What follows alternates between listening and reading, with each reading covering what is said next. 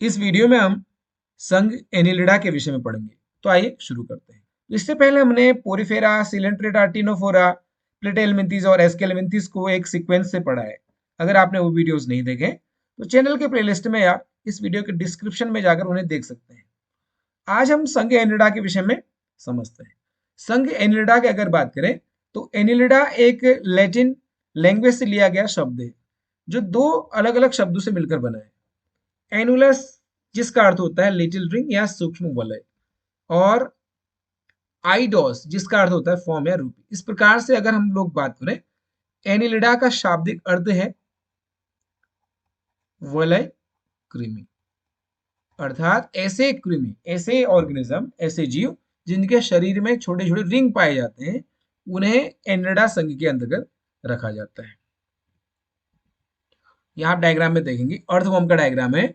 इनके शरीर में छोटे छोटे रिंग पाए जाते हैं, छोटे छोटे इनके शरीर में वलय पाए जाते हैं।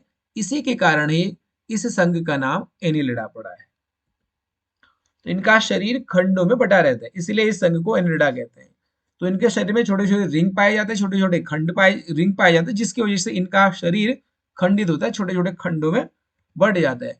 और इन सेगमेंट्स की या इन खंडों की बात करें तो शरीर के बाहर से एक्सटर्नली ये सेगमेंटेड तो ही है, साथ ही साथ ये सेगमेंट शरीर के अंदर तक पहुंचते हैं और अंदर भी इनकी बॉडी सेगमेंटेड होती है। तो इस प्रकार से ऐसी बॉडी जो कि बाहर और अंदर दोनों तरफ से सेगमेंटेड होती है, और उन सेगमेंट्स में बॉडी के कुछ ऑर्गन्स रिपीट होते हैं। तो इस प्रकार के सेगमेंटेशन को हम मेटामेरिक सेगमेंटेशन कहते हैं या इसे मेटामेरिज्म कहते हैं। तो ये जो जीव हैं संघ एनिलिडा के, ये मेटामेरिक सेगमेंटेशन को प्रदर्शित करते हैं। This is most important. जो दूसरा लक्षण है वह है, ये प्राणी जलीय, लवणीय तथा अलवणीय जल अथवा स्थलीय स्वतंत्र जीवी तथा परजीवी होते हैं। तो इनके हैबिटेट की बात करें तो ये जल में भी पाए जाते हैं और स्थल में पाए जाते हैं। अगर जल की बात करें तो ये लवणीय जल के साथ साथ अलवणीय जल में उपस्थित होते हैं, और ये स्वतंत्र जीवी या दूसरे जीवों के शरीर से भोजन को ग्रहण करते हैं, अर्थात परजीवी के रूप में भी रहते हैं। जैसे एग्जाम्पल के लिए जोंक। अगला कैरेक्टर है, ये जंतु अंग तंत्र स्तर के संगठन को प्रदर्शित करते हैं। इनकी बॉडी में कोशिकाएं समूह बनाकर ऊतक बनाती हैं, और ऊतक से अंग बनता है, और कई सारे अंग मिलकर एक कार्य को जब संपन्न करते हैं तो इस प्रकार का तंत्र अंग तंत्र स्तर कहलाता है। तो इनकी जो बॉडी होती है वो ऑर्गन सिस्टम को प्रदर्शित करती है। ये जंतु द्विपार्श्व सममित या बायलैटरली सिमेट्रिकल होते हैं। अगर इनकी बात करें, बायलैटरली सिमेट्रिकल होते हैं जब किसी एक ही निश्चित तल से काटने पर इनके शरीर के दो भाग बन जाते हैं, तो उसे हम द्विपार्श्व सममित या बायलैटरली सिमेट्रिकल कहते हैं। तो इनकी बॉडी को किसी एक निश्चित विशेष तल से ही काटने पर शरीर के दो बराबर भाग बन जाते हैं, तो इस प्रकार की सममिति को द्विपार्श्व सममित कहते हैं। ये जंतु त्रिकोरिकी या ट्रिप्लोब्लास्टिक होते हैं। तो ट्रिप्लोब्लास्टिक क्या होते हैं? अगर इनकी भ्रूणीय स्तर की बात करें तो इनकी भ्रूणीय स्तर में 3 लेयर पाए जाते हैं, एक्टोडर्म, मीजोडर्म और एंडोडर्म। इस प्रकार की बॉडी जिन जंतुओं के भ्रूणीय स्तर में 3 लेयर पाई जाती है, एक्टोडर्म, एंडोडर्म और मेसोडर्म। तो इस प्रकार का जो सिस्टम होता है उसे हम त्रिकोरिकी या ट्रिप्लोब्लास्टिक कहते हैं। तो ये जीव क्या होता है? ट्रिप्लोब्लास्टिक या त्रिकोरिकी होते हैं। इन जीवों के शरीर में गुहा पाई जाती है, ये सीलोमेट होते हैं। This is most important. इससे पहले जितने भी जीव हमने पढ़े थे सबके सब ऐसे जीव थे जिनमें गुहा नहीं पाई जाती थी, लेकिन एस्केलमेंथीज में गुहा की शुरुआत हुई थी, लेकिन उनमें ट्रू सीलोम नहीं पाया जाता था। उनकी जो सीलोम है उसे हम सीडोसीलोम कहते हैं, या कूट गुहिक प्राणी होते हैं एस्केलमेंथीज। लेकिन पहली बार जंतु जगत में एनिलिडा से ही सीलोम की शुरुआत होती है। इनमें ट्रू सीलोम पाया जाता है, जबकि इससे पहले एस्केलमेंथीज में सीडोसीलोम पाया जाता है, या उसको कूट गुहा कहते हैं। तो ये पहली बार ऐसे जीव हैं जिनमें ट्रू सीलोम या वास्तविक सीलोम पाई जाती है। ये सीलोम क्या होती है? जब इनकी बॉडी वॉल और एलिमेंट्री कैनाल के बीच में खाली स्थान होता है तो उसे सीलोम कहते हैं, और यह मीजोडर्म से आच्छादित होती है। तो इनकी बॉडी में सीलोम उपस्थित होती है, तो ऐसे जीवों को सीलोमेट जीव कहते हैं, या इन्हें गुहीय प्राणी कहते हैं। अगला कैरेक्टरिस्टिक बात करें तो इन प्राणियों में अनुदैर्ध्य या लॉन्गिट्यूडनल तथा वृत्ताकार दोनों प्रकार की पेशियां पाई जाती है, जो कि गमन में सहायक होती हैं।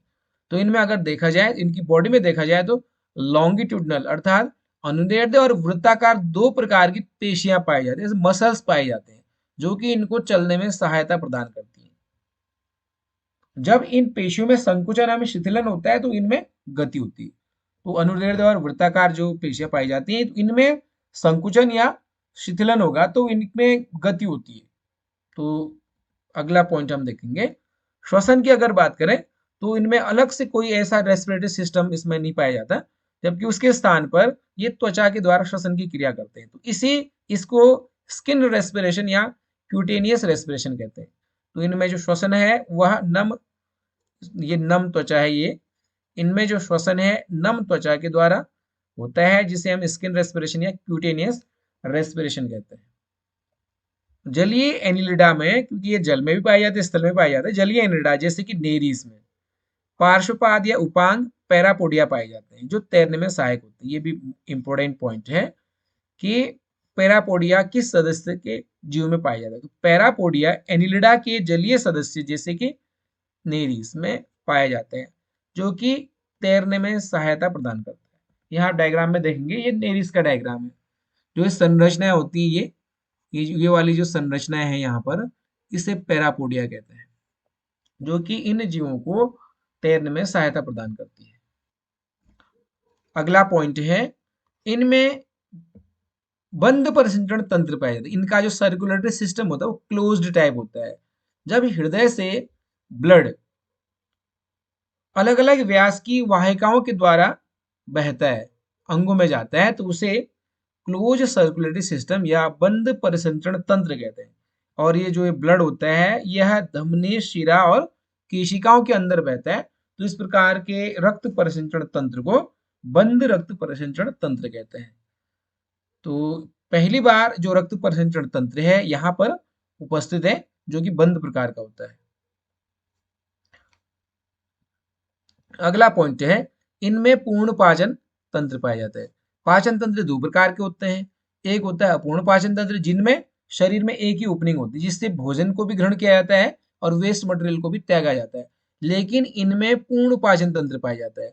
इनमें मुख और गुदा अलग अलग ओपनिंग होती है। एक स्थान से मुख के द्वारा भोजन को ग्रहण किया जाता है और जो एनएस है, एनएस के द्वारा वेस्ट मटेरियल को, इनका जो वर्ज्य पदार्थ होता है, उसे त्यागा जाता है। तो इस प्रकार से इनका जो पाचन तंत्र होता है वो पूर्ण प्रकार का होता है। इनमें ये बहुत इंपॉर्टेंट पॉइंट है, अक्सर ये पूछा भी जाता है। इनका जो इनमें जो एक संरचना होती है वृक्कक, या जिसको नेफ्रिडिया कहते हैं, यह किस कार्य के लिए होता है? वृक्कक या नेफ्रिडिया परासरण नियमन तथा उत्सर्जन में सहायक होता है। इनकी बॉडी में जो सॉल्ट है उसका कॉन्सेंट्रेशन कैसा है, वह उसकी कितनी मात्रा है या जल की मात्रा कितनी, उसका नियमन अर्थात उसको रेगुलेट करना, और साथ ही साथ नाइट्रोजन वेस्ट पदार्थ को बाहर निकालना, जिसे कि उत्सर्जन क्रिया कहते हैं। तो उसमें वृक्कक या नेफ्रिडिया सहायक होता है। तो प्रश्न इस तरह से पूछा जाता है कि एनिलिडा में उत्सर्जी अंग का नाम बताए। तो एनिलिडा संघ के जीवों में उत्सर्जी अंग का नाम है वृक्कक, या जिसे नेफ्रिडिया कहते हैं, जिसके द्वारा नाइट्रोजनस वेस्ट को शरीर से बाहर निकाला जाता है। अगला पॉइंट है, ये जंतु एक लिंग या द्विलिंगी होते हैं, अर्थात इनके शरीर में जो एक ही शरीर में मेल और फीमेल पार्ट दोनों भी उपस्थित हो सकते हैं, या एक शरीर में केवल एक लैंगिक जनन अंग उपस्थित हो सकता है। तो ये एक लिंगी के रूप में और द्विलिंगी दोनों ही अवस्थाओं में पाए जाते हैं। एक लिंगी अगर जंतु की बात करें तो एग्जाम्पल इसका हो गया नेरीज, और द्विलिंगी जंतुओं की बात करें तो केंचुआ और जोंक इसका एग्जाम्पल हो गया। इनमें केवल लैंगिक प्रकार का ही जनन पाया जाता है। तो इनमें लैंगिक जनन के द्वारा अपने संतान को उत्पन्न करते हैं। ये एग्जाम्पल यहाँ पर दिए हुए हैं जो कि एनसीईआरटी बुक में दिए हैं, तो इन एग्जाम्पल्स को आपको याद रखना है। नेरीज, दूसरा है केंचुआ या फेरिटेमा पोस्ट्यूमा, इसका साइंटिफिक नेम है। तीसरा है जोंक या हिरुडिनेरिया, और यहाँ पर इसके डायग्राम्स हैं।